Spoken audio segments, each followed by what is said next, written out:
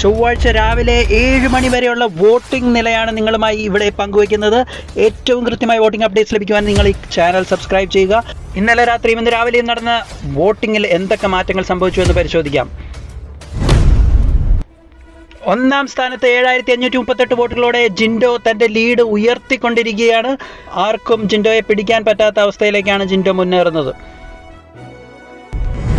രണ്ടാം സ്ഥാനത്ത് വലിയ അട്ടിമറി തന്നെ നടന്നിരിക്കുകയാണ്. അപ്സര ഷിജോയെ പിന്തള്ളി 4251 വോട്ടുകളോടെ രണ്ടാം സ്ഥാനം പിടിച്ചടക്കിയിരിക്കുകയാണ്.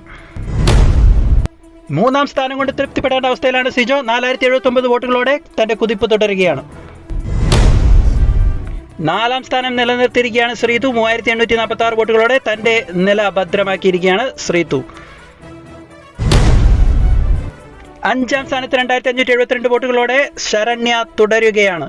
ഈ ആഴ്ച ഒരു മെച്ചപ്പെട്ട പ്രകടനം ശരണ്യയിൽ നിന്ന് പലരും പ്രതീക്ഷിക്കുന്നുണ്ട്. 2141 വോട്ടുകളോടെ ആറാം സ്ഥാനത്ത് തുടരുകയാണ് നന്ദന. തൻ്റെ നില കുറച്ച് മെച്ചപ്പെടുത്താൻ സാധിച്ചിട്ടുണ്ട്. എന്തായാലും ഡേഞ്ചർ സോണിൽ തന്നെയാണ്.